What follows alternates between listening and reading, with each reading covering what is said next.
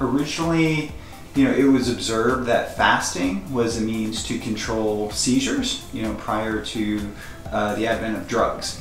And scientists or clinicians rather, at the Mayo Clinic observed that if you eat a diet that's proportionally high in fat, moderately restricted in carbohydrates or protein, and very restricted in carbohydrates, that macronutrient ratio mimicked the state of fasting and actually had an anti-seizure effect. And this is back in 1920s, 1921. Yes, so that's really the history of the ketogenic diet as we use it medically for seizures. And now it has evolved as a strategy for many different things, many different emerging applications.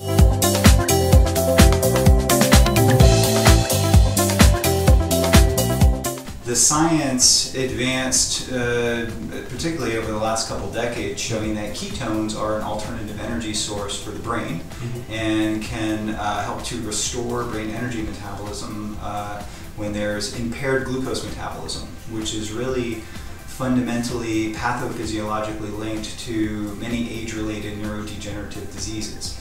And we also understand that ketones, beta-hydroxybutyrate, an endogenous metabolite that we can make during fasting or the ketogenic diet, now we can get it through exogenous supplementation, has very profound anti-inflammatory effects and also functions through epigenetic mechanisms as a histone deacetylase inhibitor, an HDAC inhibitor. So it can actually influence our gene expression in a way that helps boost our defenses, our antioxidant defenses, and helps potentially enhance our longevity and prevention of age-related chronic diseases. So that's a very intense area of research right now, ketones as a signaling molecule.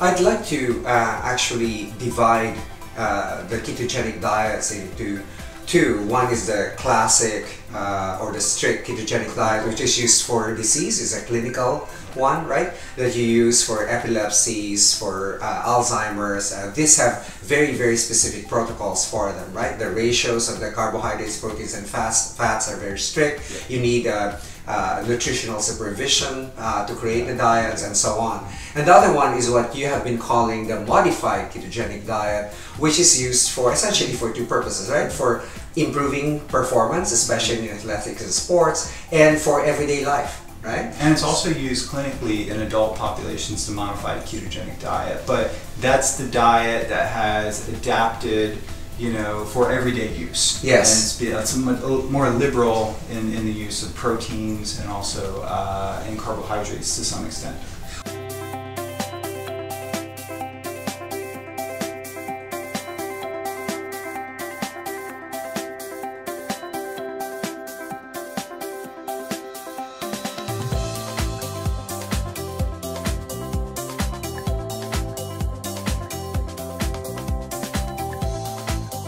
Well, it's a common misconception. People use the word ketogenic and they relate it to Atkins or other high-protein diets that are promoting the reduction of carbs but replacing the carbs with animal protein sources.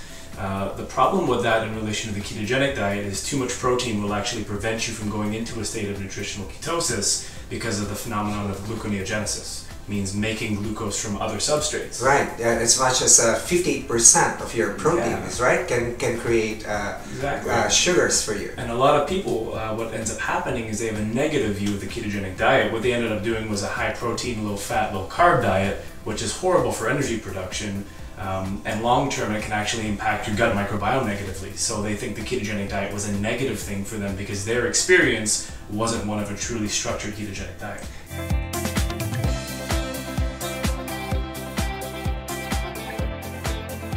So when you start the ketogenic diet, many people will experience what has been described, an umbrella term, as the keto flu. And a lot of changes happen to your physiology, your brain energy metabolism, obviously, and even your immune system. And these changes can manifest in feeling lethargic and having a headache and having low energy initially. Maybe your body is detoxing from, we know our fat, our adipose tissue stores a lot of toxins, and these get released when you start breaking down fat. So the flu that people feel, I believe, hasn't really been studied from a scientific. Anecdotally, we think it's the brain going through glucose withdrawal. So your brains, most people's brains are really craving and adapted to using glucose for fuel.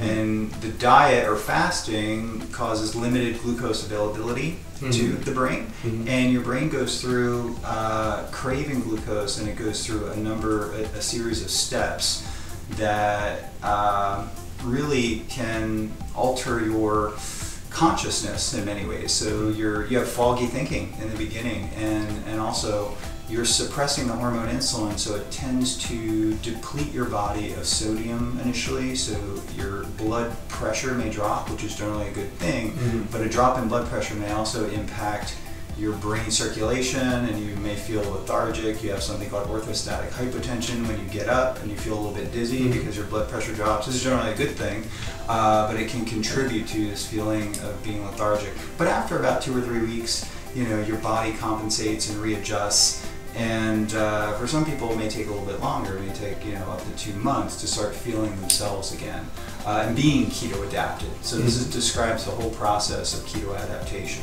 So what you're saying is that the body goes into quote unquote fits and starts in order to be able to shift rapidly between a glucose fuel and fat fuel, like the ketones. So after you're actually adept at switching, your body's already used to it. It has glucose, uses glucose, and then when you withdraw glucose, then the fatty acid metabolism kicks in, and you're actually using ketones. And the faster you can do the switch, the more keto adapted you are, right? Yes. Which is very useful in like aerobic sports, right? Metabolic flexibility. Yes. So if you're adapted to a carbohydrate-based diet, and you have not done fasting, if you've not done low carb or ketogenic, then you will not be fat adapted. So that transition could be a little bit rocky for some people.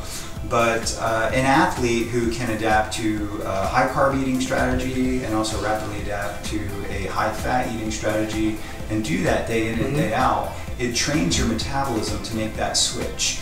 And the more metabolically flexible we are, I think, the better performance we can have. The more capable we are of using multiple fuel sources during exercise or even everyday, activities, I think that can pay big dividends in the end. I mean, we're enhancing our metabolic health, and we're making ourselves more adaptable to the environment and to different eating strategies.